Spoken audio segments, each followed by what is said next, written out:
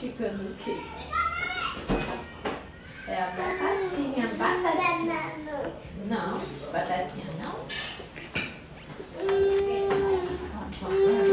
Pode chorar? Não pode chorar não.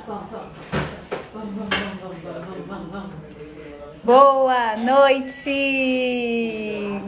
Esperar todo mundo entrar, sejam todos bem-vindos. Eu estou muito feliz com essa live de hoje, né, de ter a presença do Dr. André Cabral aqui com a gente, neuropediatra. Eu sou mãe e tenho muitas dúvidas sobre esse momento que nós estamos vivendo. Aqui em Fortaleza, a gente recebeu a notícia hoje que a nossa quarentena vai ser prorrogada até o final do mês, né? A gente está meio que em lockdown aqui, então realmente, né? A gente vai ter que continuar se virando nos 30 e os colégios eu acredito que vão demorar um pouquinho mais, né, para retomar. Então hoje eu vou contar aqui, eu sei que vai ter muitas mães, vocês têm essa caixinha de pergunta aqui embaixo que tem esse pontinho de interrogação, então vocês vão poder fazer perguntas. A gente vai seguir um roteirinho, tá, de perguntas que foram feitas nas nossas redes sociais. E logo depois que a gente fizer, né, responder essas perguntas, se a gente ainda tiver tempo, a gente vai abrir para essas caixinhas de perguntas. Então, se você estiver em casa e tiver perguntas, entra nessa caixinha que tem um pontinho de interrogação aqui embaixo, tá? E deixa a sua pergunta. Deixa eu ver quem tá por aqui. Renata, seja bem-vinda. Aline, Milinha, Brucilene, Socorro, Amanda, deixa eu ver aqui, Tabata, Deise, Sara, Adaila, saudades, Tereza, Ive. Oi, gente, sejam todos, todas muito bem-vindos. Dr. André Cabral acabou de chegar, deixa eu chamar ele aqui para Letícia, linda. Olá todo mundo. Sejam todos bem-vindos, bem-vindas. Aline. Bom, gente, tema bem... Oi, doutor André, tudo bem? Tá me escutando direitinho? Estou te escutando bem, estou te vendo e te escutando bem. Você também me escuta bem? Sim, também estou escutando perfeitamente. Então, primeiro, gostaria de começar a live agradecendo a sua disponibilidade de estar aqui conosco, né? Dizer também que eu estou extremamente lisonjeada por lhe ter aqui hoje na minha live, né? Dizer que com certeza o senhor vai fazer a diferença na vida de muitas mães, porque assim como mãe, né, eu tenho 3 filhos, eu também tô, assim, cheia de dúvidas, cheia de coisas que a gente não sabe se está fazendo certo, se está fazendo errado. Então, eu tenho certeza que vai contribuir muito para todas as pessoas que estão assistindo a gente hoje. E, de antemão, eu queria pedir autorização para deixar a nossa live salva, né? Porque tem muita gente que entrou aí, né? Olga, por favor, deixa salva. Esse horário eu tô com as crianças, esse horário eu tô botando as crianças para dormir, eu queria muito assistir. Mandaram as perguntas, então eu queria pedir autorização para deixar a nossa live salva, para que as outras pessoas possam assistir. Então, seja muito bem-vindo. Se o senhor pudesse apresentar aqui para todos nós, eu fico muito feliz. Oi, Olga. Primeiro, muitíssimo obrigado. É muito bom poder estar aqui para a gente poder bater esse papo. Né? Eu me chamo André Cabral, sou neurologista infantil, né, da Clínica Pediátrica Alberto Lima, e tenho como principal área de atuação a questão de comportamento. Então, questões relacionadas ao desenvolvimento das crianças, tanto motor quanto de linguagem, características autísticas, TDAH, dificuldades no aprendizado, é o que hoje eu mais faço no consultório. E assim, sempre que a gente é chamado para falar sobre um tema que a gente gosta bastante, a gente está aqui. E falar sobre mídias eletrônicas e a influência positiva ou negativa que isso vai ter no desenvolvimento das crianças e dos adolescentes é sempre bom demais. Então, mais uma vez, muito obrigado pelo convite. Então, para a gente abrir aqui, né, para a gente começar a nossa live, eu vou fazer a primeira e a mais comum pergunta. Eu não sei o senhor, mas nas minhas redes sociais, depois que eu abri aqui a caixinha de pergunta, eu acho que eu tive, assim, dessa pergunta repetida que eu contei foram 32. Então, e outras que chegavam a se definir nessa pergunta também. Então, a maior queixa que eu recebi realmente foi a ansiedade dos pais em saber se existe um tempo máximo de exposição às crianças às telas, né? Se existe esse tempo máximo e se esse tempo máximo é relacionado à idade da criança. Perfeito, assim. Quando a gente vai falar de telas, a gente vai abrir bem, tá certo? Sempre que a gente falar de telas, a gente está falando de tablet, celular, TV, tudo junto. Tudo que for referente a uma mídia eletrônica que tiver uma tela que vai transmitir essa informação.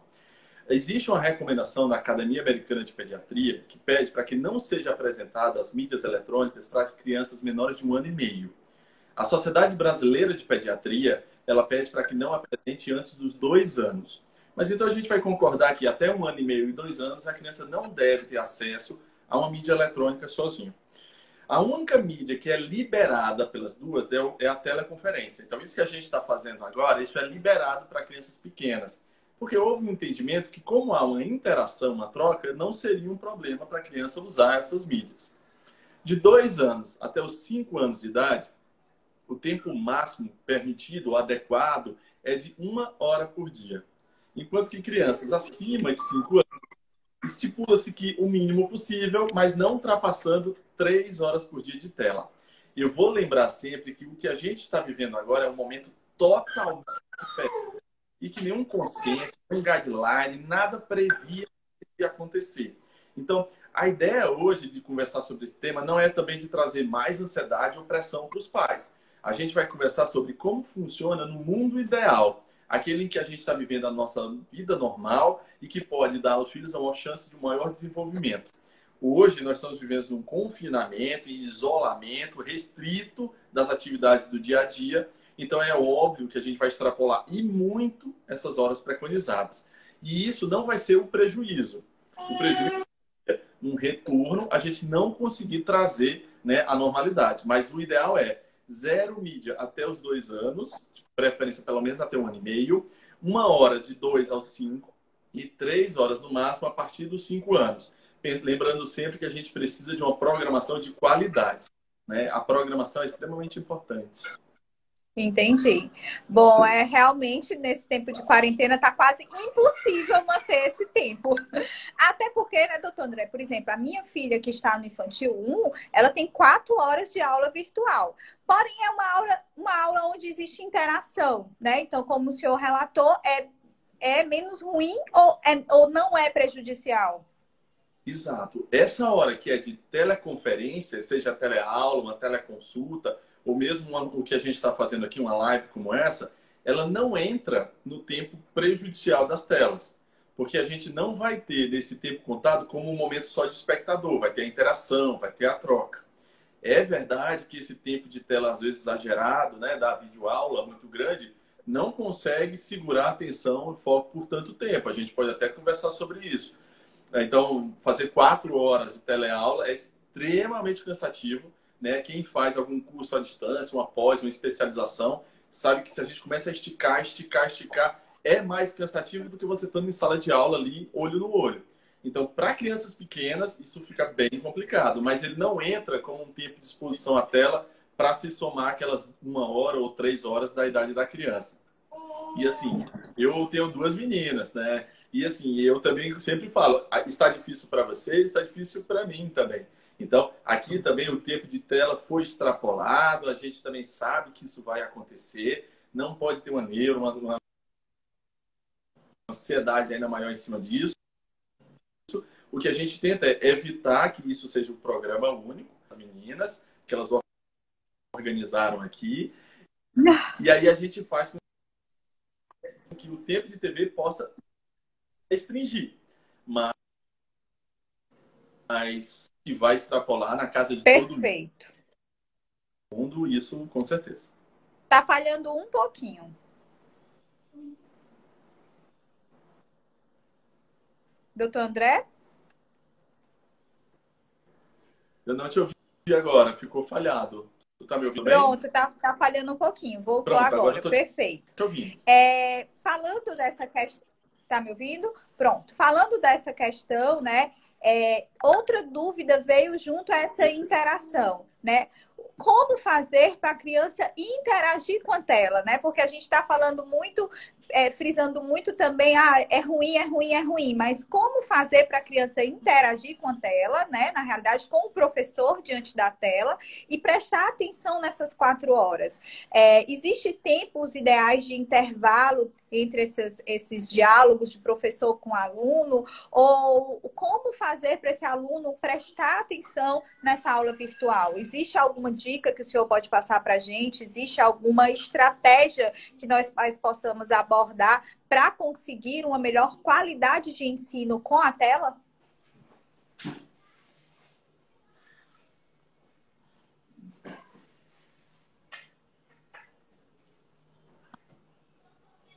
Então, assim, com terapeutas e principalmente nas consultas, que é a questão da acontece. Ninguém estava preparado para isso. E a escola... Mas aí, a partir do momento instituído que haveria o isolamento, trouxe na questão de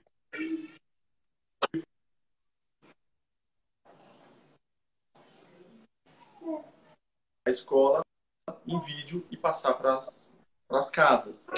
Porque passar para o formato vídeo não trouxe ganho. Tu tá me ouvindo? Que a minha imagem ficou como travada. Doutor André?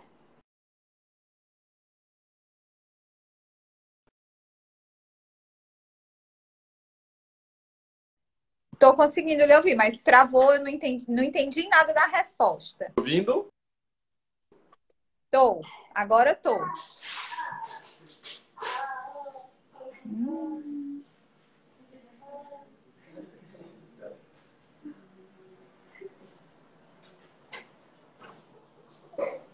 Eu vou fazer o seguinte, mas tá me vendo? Não. Então, vamos lá. Pronto. Acho que é melhor o senhor sair e entrar novamente.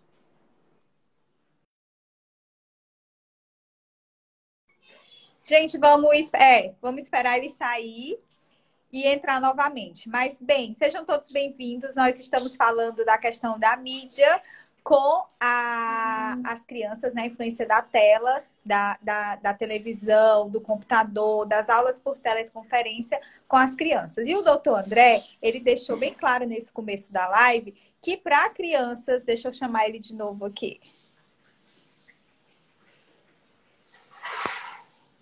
Deixa eu ver se vai dar certo, gente, vai dar certo. Esse horário é mais complicado, né? Porque tem muitas lives. Mas ele falou que para criança até 2 anos de idade, 1 ano e meio, 2 anos de idade, o ideal é não ter exposição a nenhum tipo de mídia, né? Voltou! Vai dar certo? Eu acho que sempre que eu falo mal das mídias eletrônicas, elas me derrubam. Cortam, né? Então, é um risco. Um congresso já aconteceu, deu uma aula de mídia e aí o Data Show não queria aparecer. Muito então, bem, mas agora a gente está escutando direitinho. Vamos lá. Então, voltando àquele raciocínio que a gente estava de como fazer a criança ter maior rendimento diante de uma teleaula. E a ideia acaba sendo fracionar mais. Então, passar de 50 minutos é um negócio que com crianças vai ser muito difícil de conseguir. E aumentar o potencial de interação. Fazer com que a criança tenha mais momentos com o microfone ligado e que ela possa colocar ali a ideia. O que a crítica vem porque geralmente a primeira coisa que se faz é desligar todos os microfones. Então a criança ela fica só de espectadora daquela aula e aquele rostinho pequenininho ali dela olhando para os outros, né? Travou. Acaba num... Travou? Voltou agora. Tá me ouvindo? Tá me ouvindo? Tô ouvindo. Bem que o senhor disse que esse horário era crítico, né? Consegue me ouvir? Tô ouvindo agora, mas tá travando bastante.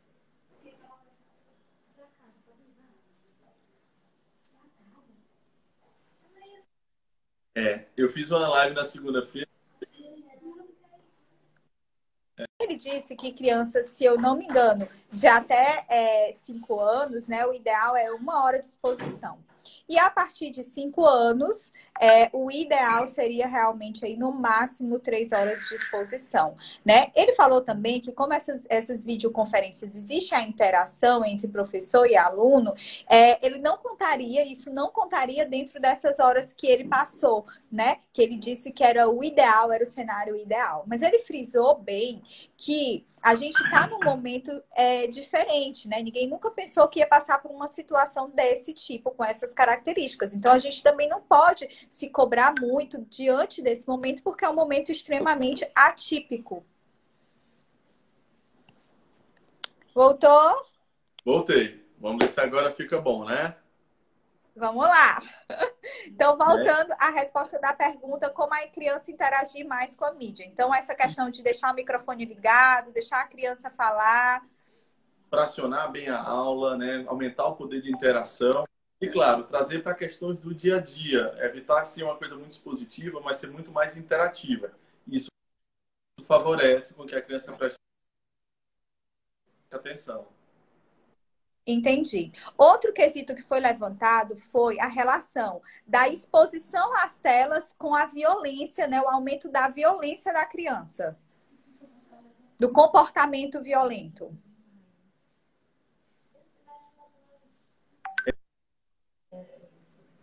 É interessante, viu, né?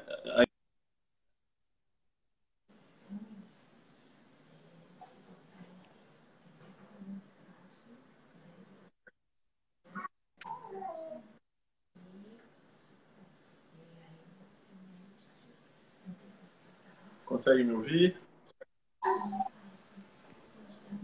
Acho Consegue que... me ouvir? Oi. Não, tá travando demais.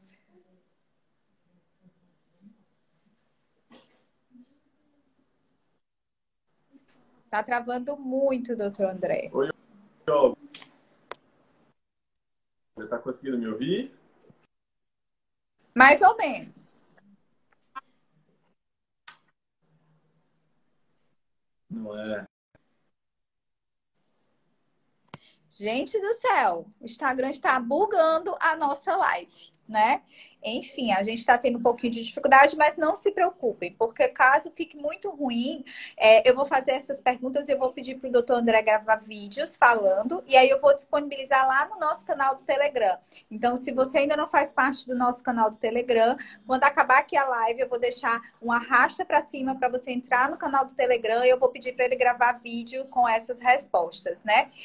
O Meeting, Renatinha, é uma excelente opção, né? Mas eu não sei como compartilhar, gerar o link e passar para todo mundo. Deixa eu ver aqui se eu abro o meu Meeting. E aí, gente, eu vou tentar colocar aqui o link do Meeting para vocês, tá? Então, deixa eu ver aqui se eu abro o Meeting, porque aí a gente entra todo mundo pelo Google Meet, né? Vocês estão todos topando entrar pelo Google Meet? Porque se todo mundo topar, eu vou gerar o link aqui.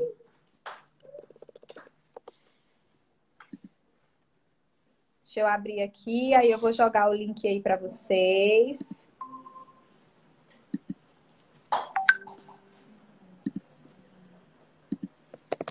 Pegar aqui o link para colocar para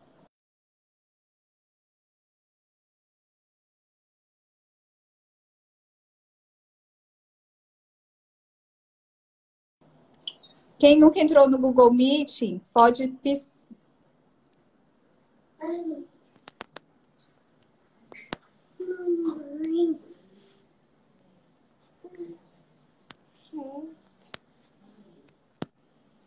Vamos ver aqui. Oi, Olga. Vamos tentar ver se dá certo. Se não der, eu abri aqui o Google Meeting e vou colocar o PIN aqui para todo mundo entrar lá pelo Google Meeting se a gente não conseguir aqui, tá bom, doutor André? Até mandei para o seu WhatsApp também. Perfeito. Eu mudei aqui também de Wi-Fi, fui botar da sala, para ver se aqui fica mais fácil. Tá bom. Então vamos voltar à pergunta que a gente estava, né? Que é aquela de como interagir. Aí o senhor falou que realmente tem toda aquela questão de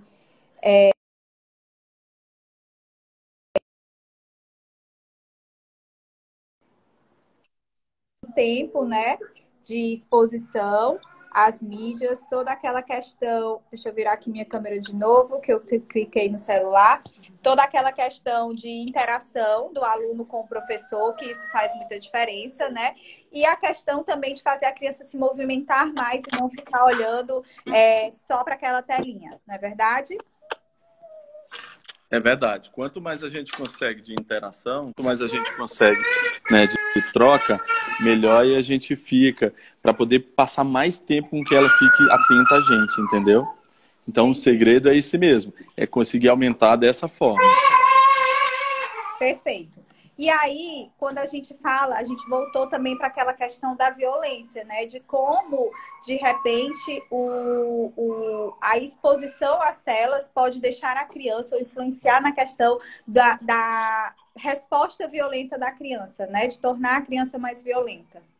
Pronto, o que a gente consegue perceber é que crianças que têm muita exposição a conteúdo violento, elas tendem a ter uma perda da sensibilidade à violência. Então, a gente percebe que depois de muito tempo jogando jogos violentos ou assistindo programação violenta, essa criança ela pode ser menos sensível a uma atitude violenta.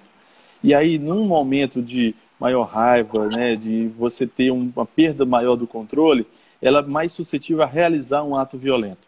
Então, não é que a gente acredita que a criança assistindo ou jogando um jogo, ela vai sair lá sendo violenta. Não é isso. É que ela vai menos sensível, a sua formação sendo de uma pessoa com menos sensibilidade, ela mesmo depois, já adulta, ela pode ter atitudes mais violentas. É diferente de uma pessoa que foi criada com a noção adequada do que é ou não agressivo, e ela mais dificilmente seria uma pessoa violenta, entendeu?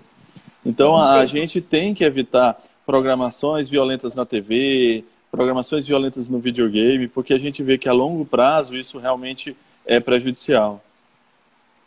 Nossa, muito, muito importante isso, né? Porque a gente vê que muitos jogos, muitos youtubers, né? Que a gente tá nessa vibe do youtuber, eles partem desse princípio, né? Da violência, do tiro, do soco, da luta, né? E isso realmente é importante saber que pode influenciar na criança. E influencia muito, sabe, Olga? O que a gente viu, assim, que até os 18 anos, como está em fase de formação da personalidade, isso influencia diretamente nessa questão.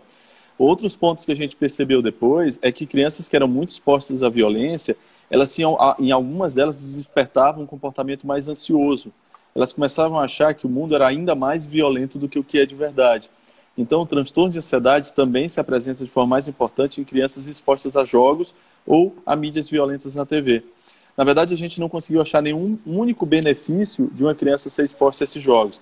Então, a gente sempre pede para que se respeite aquela indicação que tem nos jogos, por exemplo, do videogame, né? Então, um jogo como o GTA, que é um jogo em que a gente vai assaltar um carro ou tem provas extremamente violentas, isso tende a diminuir a sensibilidade da criança. E aí acaba que, a médio e longo prazo, você vai ter, sim, uma complicação. Nossa, muito sério isso, né? E, doutor, pegando esse gancho, né, do tipo de mídia, foi feita uma pergunta aqui, o que seria uma mídia de qualidade? Então, cada faixa etária vai ter uma mídia de qualidade, lembrando sempre que não existe mídia de qualidade para crianças abaixo de 2 anos. Então, aqueles vídeos para bebês e tal, isso não é aprovado. Galinha não rola? Não. A não ser que você coloque somente a música e aí tenha uma interação com a criança, né? Que seja a brincadeira, que seja a dança. O Bita! Não, o vídeo, não. Menos de 1 ano e meio, não. Nem o Bita, nem a galinha pintadinha. Né? A partir dos 2 anos, sim. E de preferência com um mediador. Quem é o mediador? É o adulto. Então, se eu estou junto com a minha filha assistindo o Mickey, aí o Mickey pergunta, como é seu nome? Aí eu digo, meu nome é André, o delas é Isabela e Helena. Aí elas dizem o nome, isso é uma interação, isso é bacana. Agora, se a criança está sozinha e o Mickey pergunta, qual o seu nome? A criança não responde nada e o Mickey diz, muito bem. Essa não é uma interação, a criança se torna uma espectadora da conversa. E isso é extremamente prejudicial para o desenvolvimento da linguagem. Então, hoje a gente pede para que, quando exposta a uma mídia eletrônica, que não fique sozinho com a mídia eletrônica, entendeu? Que tenha um mediador, porque isso facilita demais, né? Melhora bastante e faz com que a mídia não seja o problema. A mídia ela é um problema, principalmente quando sozinha. Mas se você tiver uma mídia eletrônica que seja junto com um adulto que seja o mediador, aí muitas vezes a gente vai conseguir uma programação de qualidade. Geralmente programações que são musicais e programações para criancinhas maiores que passam boas lições. Eu gosto de dizer assim, se você for olhar a programação para crianças pequenas, geralmente tem relação com formas geométricas, números, letras em inglês. Eu te pergunto, para que uma criança de 2, 3 anos precisa falar números em inglês? Não precisa. Crianças com 2 anos precisam aprender sobre a relação interpessoal. Elas precisam aprender sobre o dar tchau, o olá, o abraço. Então, a gente não precisa saber inglês através de um desenho animado em crianças tão jovens. Então, confundiu-se a questão de qualidade de programação com a programação mais didática ou acadêmica. E não há necessidade. A gente não viu ganho em crianças que tinham essa programação acadêmica, né, de ensinar formas e números muito cedo. Elas não se mostraram mais inteligentes ou obtinham pontuações maiores do QI, ou mesmo galgaram mais passos na questão acadêmica. Então, realmente não é aconselhado e não é necessário. Nossa, eu tô me sentindo assim, chega, eu tô ficando ansiosa. Porque, não, na realidade, lembra... muito esclarecedor isso, porque a gente acha, né, na nossa percepção de leiga, que quanto mais cedo a gente colocar a criança para conviver com o inglês, para entender os números, para entender as formas, mais rápido ela vai desenvolver. Né? E o senhor está acabando de dizer que não é isso que as pesquisas mostram, que a gente tem que respeitar a faixa etária da criança e o que é ideal naquele momento para a criança, né? Porque a gente fica ansioso para isso. E outra coisa também que o senhor falando que tem que estar junto com a criança, interagindo com o desenho com a criança, e na realidade quando a gente literalmente joga a criança para a tela é porque a gente quer que a criança fique abduzida para a gente fazer alguma coisa. Né? Sendo bem honesta, né? A gente acaba entregando a tela para a gente poder fazer alguma coisa. Por exemplo, eu entrego a tela para as outras para dar banho no pequeno, entendeu? Porque é para eu conseguir a dinâmica dos 3 filhos, né? E depois eu fico, e a gente fica se lembrando, quando o senhor vai falando, que realmente o desenho interage com a criança e a criança fica olhando e não responde, né? Muito obrigada por essas dicas, doutor. E lembra sempre, Olga, assim, que a ideia não é trazer ansiedade ou querer falar o que é a perfeição. Na minha casa eu tenho as mesmas dificuldades que você tem na sua. A ideia é conhecer, porque se a gente conhece, sabe qual vai ser o problema de manter isso por mais tempo, eu acho que aí a gente consegue reduzir. Né? Se eu conheço e sei que uma mídia violenta vai fazer com que meu adolescente tenha menos sensibilidade à violência, isso vai acabar trazendo. Uma das coisas que a gente percebeu assim, é que a questão da televisão ela vai servir em algum momento muito como alguém que vai expor um assunto e você vai poder discutir com o teu filho aquele assunto. Então, a criança maior, quando você está, por exemplo, assistindo um jornal e ela é exposta a um assalto na TV, ela vê uma cena violenta, ali é o momento que você pode aproveitar para dar a tua opinião. Então, hoje, por exemplo, que a gente vive um país que vai muito para a questão política, você pode, ali naquele momento do jornal, falar o teu ponto de vista. Eu vejo a TV mais como alguém que vai jogar as notícias e dentro da tua casa, seguindo os padrões de moral, de ética, de religião que vocês cultivam na sua família, é que você vai falar a sua impressão sobre aquilo. A gente não deve fazer com que a mídia ou o youtuber seja o detentor da verdade. Porque não há o detentor da verdade. Nós também não somos detentores da verdade. A gente é detentor da nossa verdade, da verdade da nossa família. E é essa que a gente vai passar para as nossas filhas. Agora, elas vão, com o tempo, ouvir várias verdades e construir a verdade dela. Eu preciso, então, da mídia, e aí no caso da TV, para lançar a polêmica. Porque uma criança ela precisa também ser exposta, e aí eu estou falando de crianças grandes, tá bom? Pré-adolescente, depois adolescente. Ela precisa em algum momento ser exposta à polêmica para eu poder ter esse assunto e ter como abordar. Então, a ideia não é isolar a criança do mundo e dizer, ninguém assiste mais TV. Não é isso. A ideia é programar para que ela, quando for crescendo, eu vá aumentando o tempo de tela e eu usar essa tela para o bem. Usar essa tela para eu poder fazer dar certo. Entendi. E, doutor André, quais são os malefícios, né? O que pode acontecer com as crianças que são expostas aí a 6, 8, 10 horas de televisão?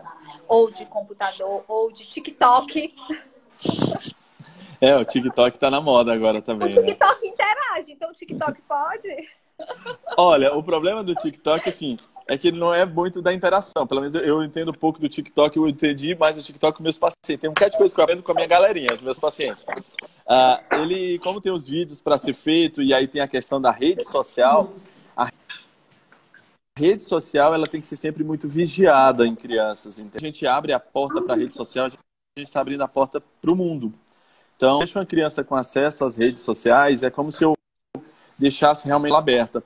Antigamente, o pai saía de casa, a mãe saía de casa, e quando eles voltavam à noite, eles sabiam que a criança tinha ficado em casa e com quem que ela tinha conversado. Hoje, se eu deixar uma rede social aberta, eu não vou saber com quem ela conversou. E aí corre o risco dela conversar com pessoas que têm uma conversa inadequada, né?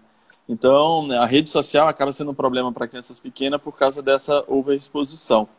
Os prejuízos, eles podem ser muitos, né? Lembra, se a gente extrapola as horas, a gente pode ter problemas oftalmológicos. Hoje é muito claro para a oftalmologia que a tela muito próxima, ela traz um prejuízo à questão visual, além da própria luminosidade. A gente tem a questão da linguagem, então crianças abaixo de 1 ano e meio extremamente expostas a mídias eletrônicas podem demorar mais para adquirir uma boa comunicação e depois, em consequência, uma melhor fala. A gente sabe que nas crianças que têm um perfil desatento, que têm ou não o diagnóstico de TDAH, mas que são mais desatentas, elas vão ter uma piora da desatenção. Lembra-se, focal. A TV é como se fosse uma revista, um instrumento musical. Elas são as coisas ao mesmo tempo. E muitas vezes, não raro, a gente liga a TV para uma criança que já está brincando de outra coisa. E ela fica fazendo aquela atenção multifocal, que é mudando a atividade várias vezes. Isso de ser multifocal, isso tem a ver que eu vou treinar a criança nesse sentido. Então, a criança, quando está assistindo a aula, por exemplo, ela tende a ser mais multifocal. Então, ela olha para o professor, ela olha para o passarinho que pousa na janela, ela olha para o garoto que está apontando o lápis. E aí a aula passa e ela, por muitas vezes, não consegue fazer o hiperfoco naquilo que não é muito interessante a ela. Então, crianças que têm um padrão de ser mais desatenta também devem evitar a exposição às mídias ou deixar para fazer uso da mídia no final do dia. Nada de fazer aquela TV depois do almoço, antes de estudar à tarde. Então, chegou a tarde, almoça, pode brincar de outra atividade que não mídia, faz o dever de casa e aí sim, vai brincar e depois, por último, a mídia eletrônica. Nas recomendações, eles pedem para que a gente não substitua horário de alimentação, horário de descanso, horário de lazer por mídia eletrônica. Ela tem que entrar nos intervalos disso tudo. Perfeito. A Lorena está perguntando, já que a gente falou sobre o TDAH, o que fazer para crianças com TDAH, se os pais estão com trabalho remoto, sem babá? Pronto, aí a gente volta para aquela questão que a gente conversou lá no começo. Estamos vivendo um momento totalmente diferente e que não é contemplado por nenhum guideline, nenhum consenso. Então, a gente vai sim ser mais aberto à questão das mídias eletrônicas, mas a gente pede para que, principalmente para crianças que têm ou muita desatenção ou mais hiperatividade, que a gente possa usufruir mais do lúdico. Tentar inventar uma gincana, tentar inventar uma brincadeira que dê à criança um tempo maior. Então, ela vai, como aqui em casa, que teve a apresentação do balé hoje. E aí a gente já pediu para elas, para que amanhã elas fizessem um treino, e aí com a música a gente pudesse fazer ainda melhor uma apresentação à noite, para que esse dia seja todo trabalhado com intenção de à noite fazer uma apresentação ainda mais bacana. Aqui em casa teve apresentação também, olha a cara dela, ó. Tá linda! Tudo bom? O batom, a sombra, né? A sombra do olho, tá linda. Foi um baile que teve aqui em casa hoje, não foi? Nós dançamos. Ah, e aqui em casa teve também um balé, sabia? Depois eu vou te mandar as imagens do balé daqui de casa. Que pena que ninguém filmou. É, E também estava tudo escuro. Tá bom. Depois ela manda. E é isso, né? A gente tem que inventar. Mas para os pais que não estão em casa, né? Para os pais, para as pessoas que não estão em casa, o que fazer, né? Olga, mas aí eu entro naquela questão, na questão da empatia. Estamos todos diferentes. Eu estou fazendo, por exemplo, teleconsulta. Já aconteceu de eu pedir uma licença no meio de uma teleconsulta porque eu precisava ligar o computador para minha filha mais nova porque ia entrar na aula dela. E a família foi super empática, super tranquila, disse que não tinha problema. Eu fui lá, liguei e voltei. A mesma coisa, quando eu estou fazendo teleconsulta, às vezes ligam para o paciente e eu aguardo. Eu sei que é um momento diferente, porque a gente não estava esperando, né? E, então, a escola, o que a gente pede da escola também é mais empatia. Travou um pouquinho. Voltou. E consegue me ouvir? Agora sim. Mais empatia da Certo. escola. Mais empatia de todo mundo, e principalmente da escola. Os pais estão me perguntando, preocupados, se quando voltarem para a escola, se eles vão ter prova disso que foi passado pela videoaula. Então a escola tem que ser muito clara agora. Ela tem que já afirmar para a escola, né, ou para os pais, e dizer, olha, não se preocupe, não vai ter uma prova assim que chegar, não vai ser assim, nós vamos rever a matéria, nós vamos explicar. Então, o que a gente pede em relação à questão das posturas da escola, e eu acho bacana quando a escola tem essa postura, e algumas escolas têm sim essa postura. Olha, nós temos uma super diretora de escola aqui, viu? A Manu Abreu, nossa paciente, nossa amiga, é diretora de uma escola muito renomada, né? Tem mais de 50 anos, né, Manu? Me corrige se eu estiver errada. E ela, assim, eu admiro bastante como ela está conduzindo, né? Eu já admirava ela bastante, mas eu tô admirando ainda mais pela forma que ela está conduzindo aí essa quarentena, né? Porque a gente está vendo posicionamentos e posicionamentos de escola. Na realidade, a gente tem que ter um pouco de empatia também, porque eles também estão se adaptando a tudo isso, né? Então, eu acho que é isso que eu disse mesmo. A gente está todo mundo tentando.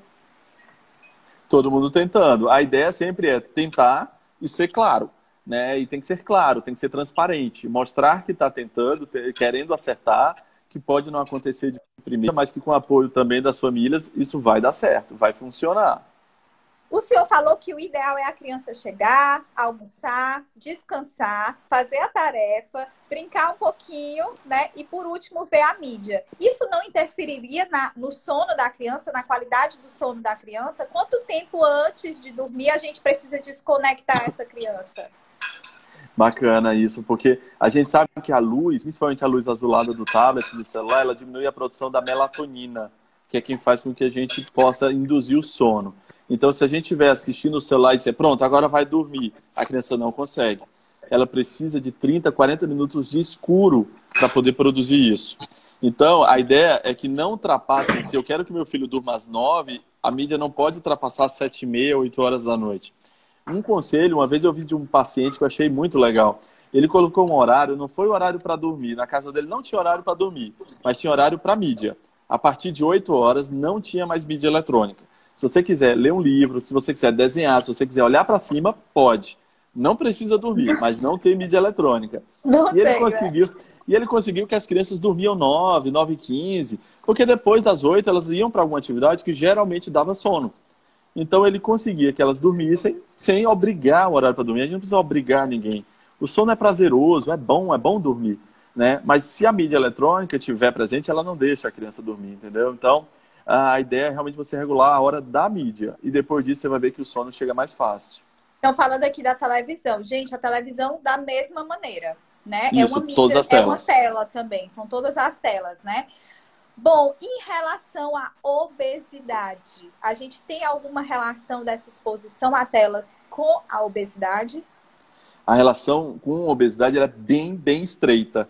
É interessante a gente ver isso, porque a gente viu que crianças que têm mais de 2 horas de mídia por dia têm que ser mais alto, e tem um sobrepeso ou obesidade. E o artigo mostrou que quanto mais horas, maior o IMC. Então, a criança que tem 3 horas tem uma chance ainda maior de um IMC, 4 horas, um IMC ainda maior. Então, não é só usar a TV, mas quanto mais tempo, maior o IMC daquela porcentagem de crianças. A gente sabe que isso tem relação, primeiro, com exposição excessiva à propaganda de alimentos, geralmente alimentos. Os alimentos que capturam a gente são alimentos que têm muito sal, que têm muita gordura, que têm muito açúcar, né? Então, essa exposição excessiva na televisão faz com que haja esse aumento de desejo. E a gente viu também que crianças que se alimentam na frente da TV, elas têm menos essa sensação de saciedade. E por isso comem mais do que deveriam. Então, a criança que come na TV e que tem essa mídia disponível, ela tende a ter uma chance de ter obesidade mais facilmente do que a criança que tem essa restrição ou que pode, que faz exercícios físicos mais comumente, que tem uma alimentação livre das mídias. Isso é interessante porque a gente vê muito em shopping, a gente vê muito em restaurante as crianças comendo, assistindo, né? Assistindo. E a gente vê demais, assim, absurdamente. Crianças, inclusive, com menos de 2 anos, né? O pai entrega lá o desenho, né? E dá a comida da criança. Então, isso pode, com certeza, influenciar. Sem falar, né, que o momento de refeição não deixa de ser um momento de interação em família, né? E falando disso, como isso prejudica a relação familiar? Essa questão é bem interessante. Outra ferramenta bacana, Olga, que tem melhorado a relação das famílias, eles estipulam 2 coisas. É uma recomendação, inclusive, da Academia Americana. Primeiro é tempo sem tela. Então, você tem que ter na sua casa o tempo sem tela. Então, aqui, vamos lá, nós não temos tela no horário do trânsito dentro do carro. Nós não temos tela após 8 horas da noite. Você vai definir na sua casa. Não, e aí temos tem que ser tela para todo mundo, né? Tem que ser para a mãe, para o pai, para a criança, porque eu já muitas vezes sofri com isso. Eu não pode pegar no celular na hora do almoço. Aí o meu telefone toca, eu pego, aí ela, não pode, mamãe, na hora do almoço. Eu ia chegar lá, Olga. O mais difícil é porque nós somos os exemplos. Então, assim, o outro artigo mostrou que para a redução de mídia eletrônica nos filhos, a gente precisou, a maioria das vezes, reduzir o tempo de mídia eletrônica dos pais. E só quando conseguia reduzir o dos pais é que você conseguia reduzir o do filho. Então, aí, eu conheci um casal também que eu achei, tinha uma técnica que eu achei super interessante. Eles, quando chegavam em casa do trabalho, eles pegavam e deixavam o celular dentro de uma caixa. E eles só pegavam o celular de volta quando as crianças dormiam. Então, o que é bacana? As crianças não viam eles usando as mídias, eles brincavam, jantavam, e logo as crianças iam dormir, porque eles também queriam usar o celular, então eles faziam toda uma rotina legal. Porque se a gente estiver usando o celular, a gente vai postergando a hora da criançada dormir também. Vai. Então, eu estou tranquilo, eu estou trabalhando, eu estou vendo aqui no Instagram, estou resolvendo, estou vendo uma live, e a criança vai lá. Se eu não tenho meu celular e eu estou querendo assistir aquela live, se eu estou querendo trabalhar, se eu estou querendo publicar algo, eu vou fazer toda a rotina deles adequada e vou colocá-los para dormir. Quando as crianças dormiam, aí os adultos podiam pegar o celular da caixinha e utilizar. Então, para as crianças, havia uma redução enorme das mídias porque elas não viam. E os pais podiam usar a mídia assim que elas dormiam. E era mais proveitoso. Porque você sabe que seu filho já aproveitou, jantou contigo, brincou e que agora pode dormir tranquilo. Gente, Então, pois nós temos aqui quase 70 pessoas. Eu quero todo mundo fazendo a caixinha das mídias, do telefone na realidade, e botando foto e marcando. Me marca e marca o doutor André. A caixinha do celular. Todo mundo vai implementar a caixinha do celular, combinado? Como agora a gente não está saindo de casa, ficou mais difícil. Mas, assim, o legal é botar um horário. Coloca o horário. A partir de 8 horas eu não mexo no celular, só depois que as crianças dormirem que eu volto a mexer. E aí isso ajuda bastante. Ô, moça linda! Depois que acabar a quarentena, eu vou trazer aqui para brincar com as duas. Com a Helena e com a Bebela, né? A minha Bebela. Ah, não, outra coisa legal... casa de praia, porque eu tô desejando uma casa de praia. É mesmo, Olga, temos que combinar. E a outra questão, Olga, além do tempo sem tela, é local sem tela. Então você tem que estabelecer, na mesa do almoço não se usa celular. Não se usa celular dentro do quarto da criança.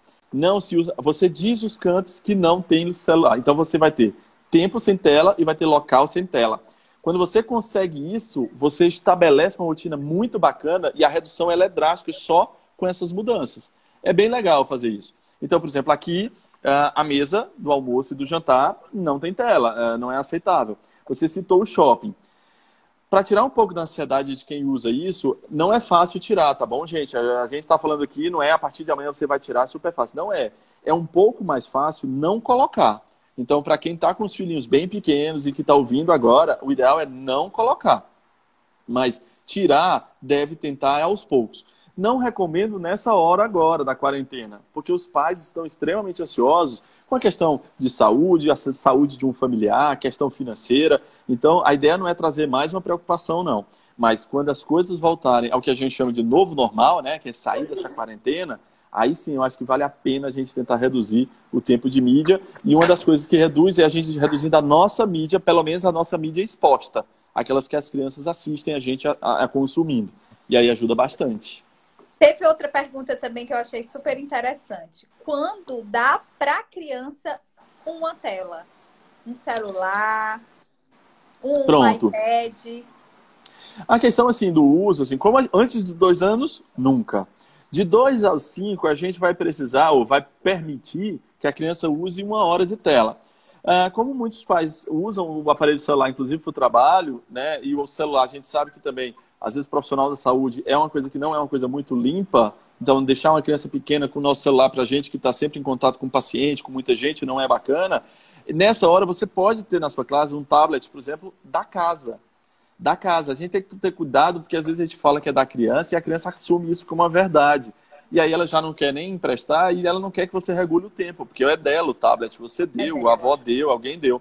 Então não é dela, é da casa, né? E como é da casa, todo mundo pode utilizar. E aí as crianças podem utilizar naquele horário que você determinar.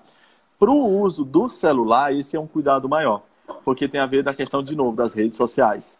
Então, o número de crianças inscritas em redes sociais é muito alto. Quando você pega crianças de 8 anos, quase 50% delas têm uma conta em alguma rede social. Isso é muito alto. Eu, André, acho um risco uma criança com 12 anos ou menos ter uma conta e ter acesso sozinho a uma rede social.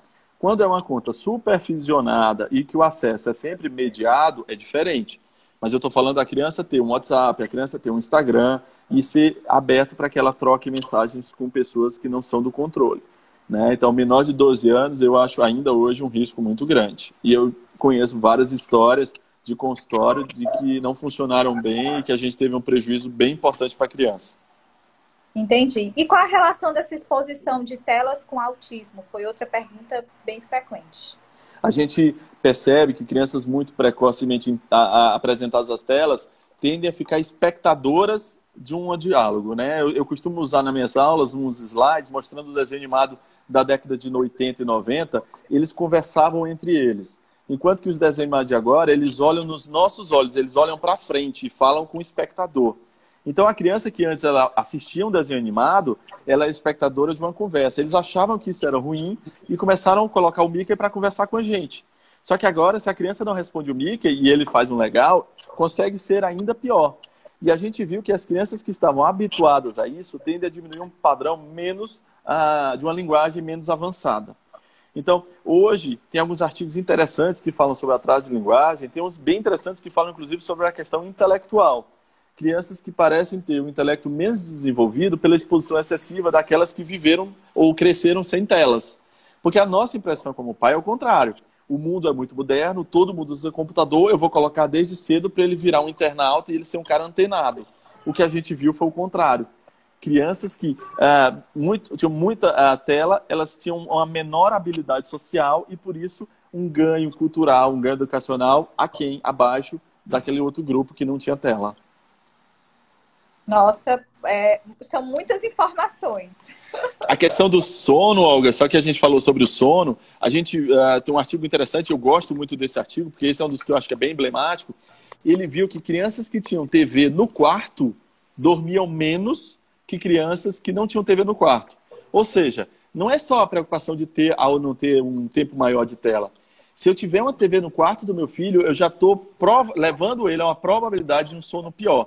A criança ela pode assistir TV na sala ou no quarto dos pais, mas não deve ter uma TV no quarto. Aí vamos para aquela história. É fácil tirar essa TV do quarto? Não, não é fácil. É mais fácil não colocar. Se eu não colocar essa TV no quarto, até aquela criança ficar pré-adolescente, adolescente, eu aguento até ali, não é difícil. Ela se acostuma facilmente a usar a sala ou usar o quarto dos pais para assistir TV. Né? E aí ela pode ter a TV no quarto de brinquedos, ela pode ter TV na sala, mas não no quarto de dormir. Onde ela dorme, não deve ter TV. Eu acho que nem se o senhor escrevesse um manual de instrução para a gente ia conseguir dar conta.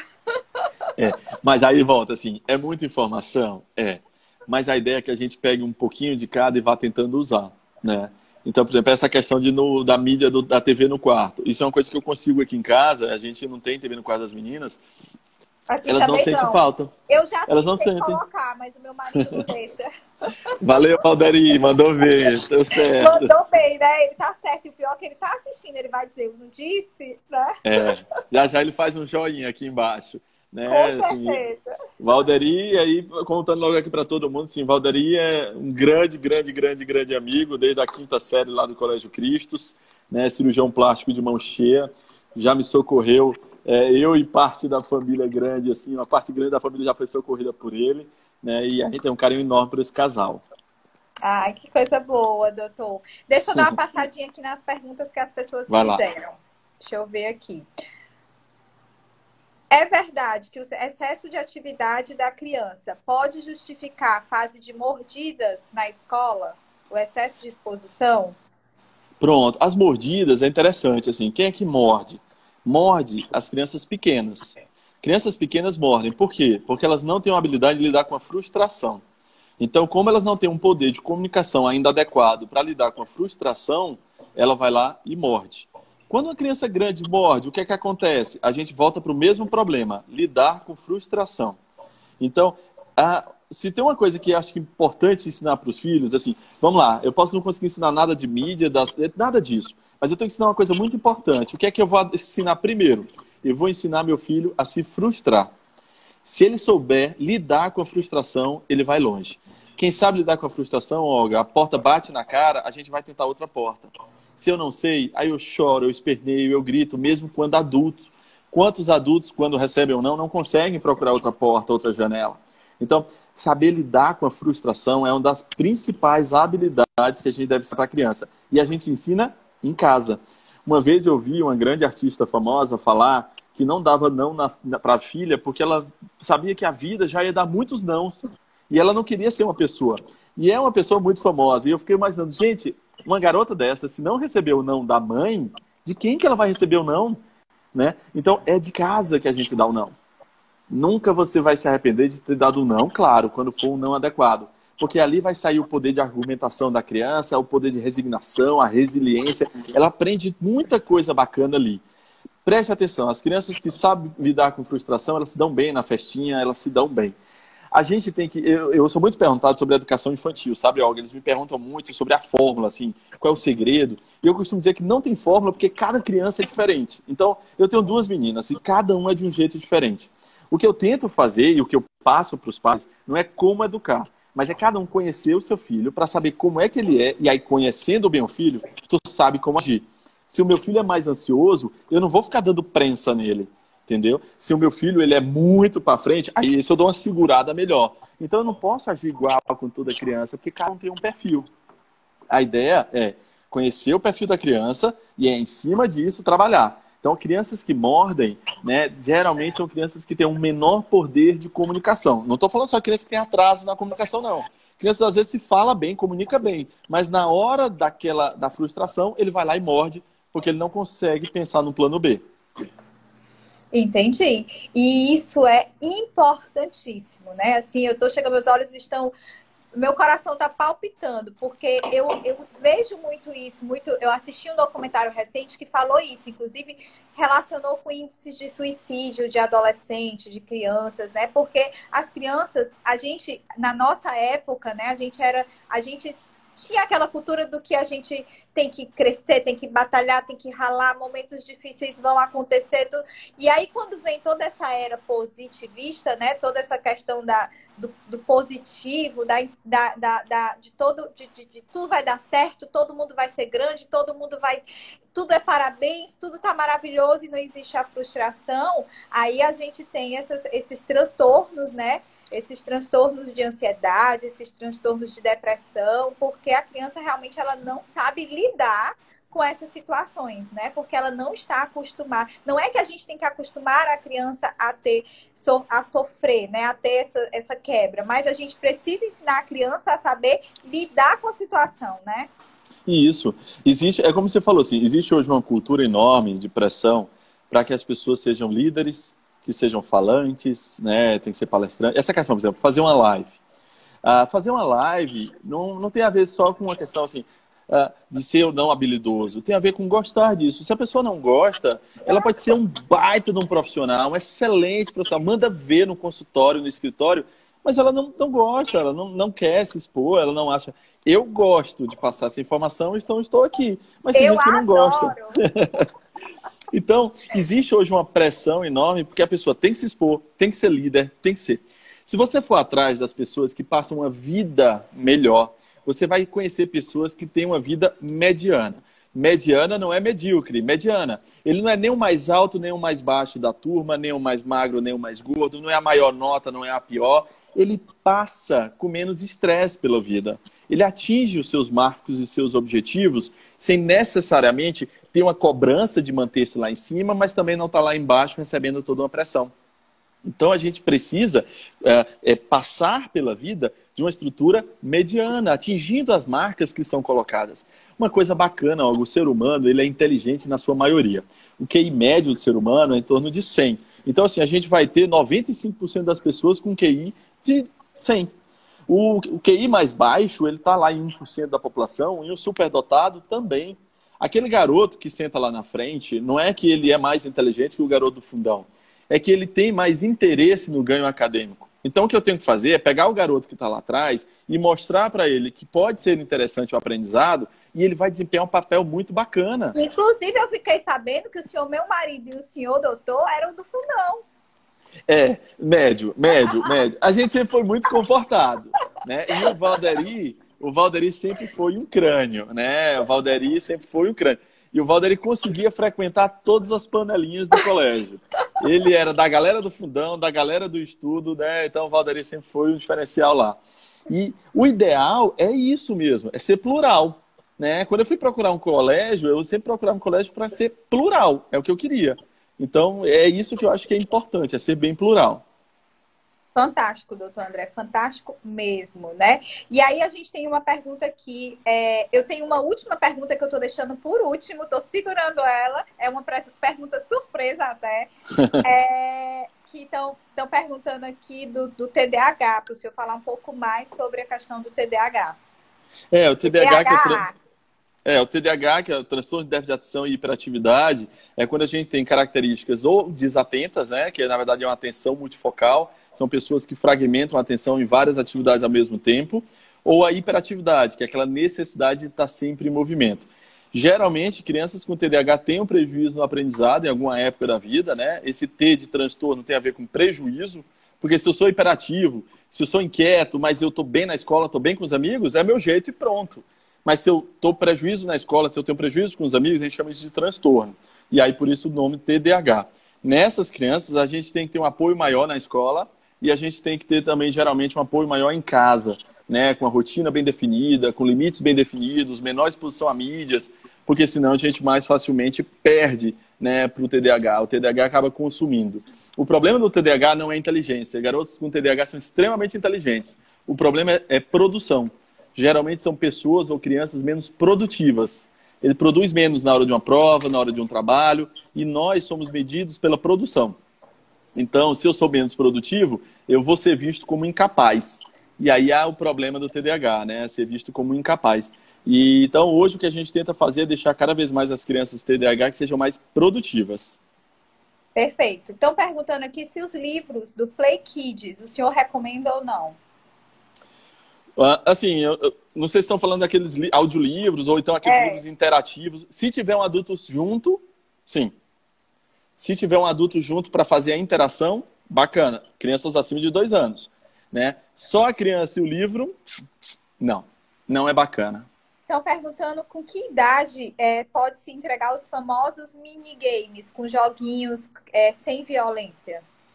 Então, crianças maiores que já têm essa habilidade, crianças com 7, 8 anos, elas já podem, né, ser expostas a um jogo eletrônico, né, desde que seja apropriado para a faixa etária. Então, tanto um minigame, né, um joguinho de celular, um jogo videogame mesmo de verdade, com jogos próprios para a idade, isso não tem problema, né? Crianças geralmente acima dos 6 anos já têm alguma destreza, já conseguem manipular bem. Crianças menores do que isso até brincam com videogame, né, mas geralmente não conseguem progredir tanto, né? E passam bem menos tempo. Tá perguntando sobre TOD, né? Só explicando para todo mundo, pedindo para falar de TOD. TOD é o transtorno opositor desafiador. As crianças, elas geralmente têm um componente opositor ou desafiador, mas algumas têm muito componente opositor e desafiador. Quando esse componente opositor, que é ser contrário às regras, ou desafiador, aquele que faz uma transgressão de regras para observar essa resposta. Quando isso é tão importante que traz um prejuízo, aí a gente chama de transtorno opositor desafiador. Isso também tende a dificultar a questão do aprendizado dessas crianças e muitas vezes traz dificuldades, principalmente sociais. É a Doutor criança André, que briga Pode falar. nós temos 1 minuto e 20 segundos. Quando Certo. cair, gente, eu entro novamente para a gente esclarecer o restante das dúvidas, tá? Porque o Instagram vai derrubar a gente. Então, assim que Certo. cair, não tem problema, eu entro novamente para a gente finalizar e esclarecer todos vocês. Pode continuar. Então, assim, o problema acaba sendo um problema social. É aquela criança, às vezes, vai para a festinha e no final da festa acaba fazendo uma confusão, ela briga com outro colega, se estressa, empurra outro. Porque na hora de lidar com a frustração, ela, ainda mais do que o TDAH, ela geralmente se desorganiza.